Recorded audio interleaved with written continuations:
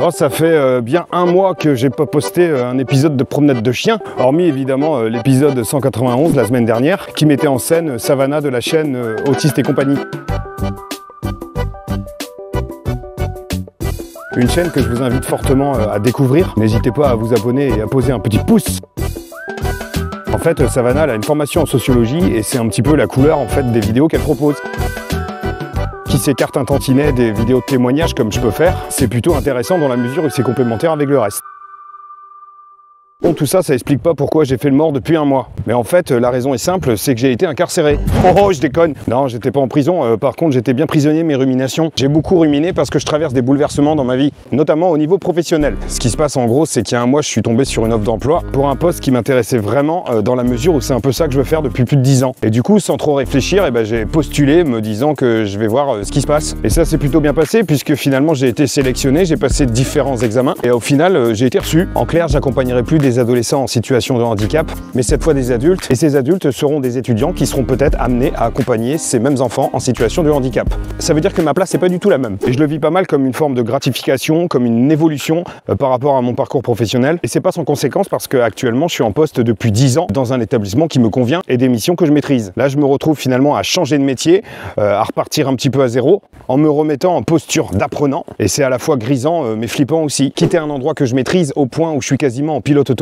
pour quelque chose qui me demandera énormément de concentration, d'organisation et d'attention, avec en parallèle la pression de faire bien les choses, de m'inclure, de m'intégrer dans l'équipe. Autant dire qu'il y a un vrai chantier qui s'annonce. Du coup, je commence à essayer de me le rentrer un petit peu dans la tête, à anticiper ce qui va se passer, mais ça me stresse un peu parce que je sais que pendant quelques semaines, voire quelques mois, j'aurai énormément d'infos à emmagasiner, tant au niveau de mon travail en lui-même qu'au niveau de la dynamique institutionnelle, les outils de travail, les modalités de communication, les différents canaux, formalisés ou informels, les enjeux qui sous-tendent les relations des uns avec les autres. Après, en 20 ans de carrière, c'est pas la première fois que je change de travail. Donc j'ai pu modéliser des trucs et repérer certaines constantes. La première constante étant de me dire qu'il me faut à peu près 6 mois pour me sentir intégré.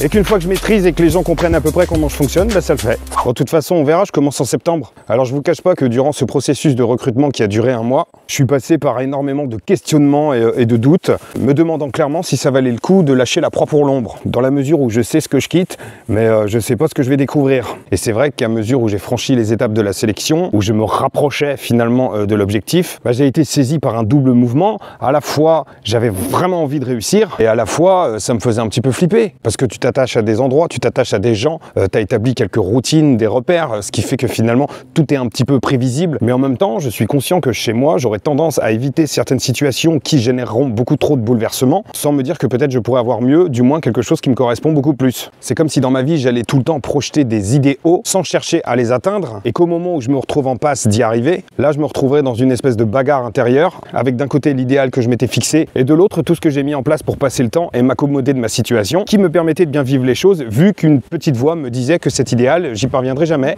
et il y a une guêpe près de moi. En fait, c'est comme si dans ma vie, je parvenais à m'adapter, à mettre en place ce qu'il fallait pour être dans une forme d'équilibre vis-à-vis de ma situation et de ma condition, ce qui finalement venait anesthésier toute projection, toute possibilité d'un autre, au point où finalement j'arrive complètement à me contenter de ce que j'ai.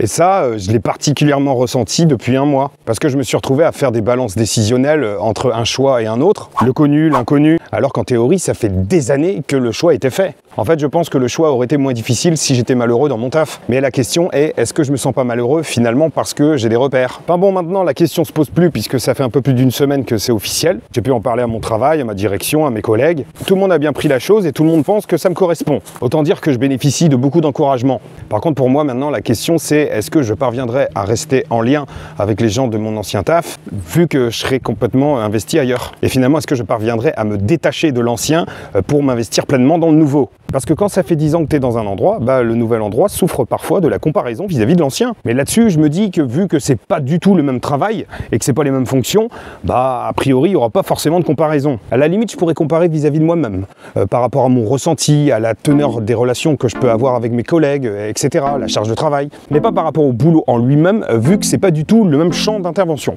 Pour le moment, j'ai juste envie de dire que je suis super content et je suis plutôt impatient de démarrer. J'aime bien cette idée de fin de cycle où je me donne l'opportunité l'opportunité de bousculer certains repères, sans forcément faire tabula rasa de tout ce que j'ai vécu avant, et me dire que ce parcours vécu, je vais le mettre à profit, en laissant de côté la dimension d'éducation, au profit de celle de la transmission. C'est comme un nouveau défi pour moi, qui s'inscrit dans une forme de logique vis-à-vis de ma trajectoire professionnelle. Et j'aime bien l'idée d'aborder mon parcours professionnel de façon intelligente, dans le sens intelligaré, faire des liens. De me dire que les choses ont une causalité, et que si finalement je me retrouve à faire ce choix, c'est à la fois certainement pas un hasard, et ça correspond surtout à ce que j'ai mis en place depuis des années. Je vous tiendrai au courant de toute façon. Eh ben, il y en aura eu de la nouveauté en 2022. Déménagement, nouveau nom de la chaîne, nouveau boulot, mais pas nouveau chien.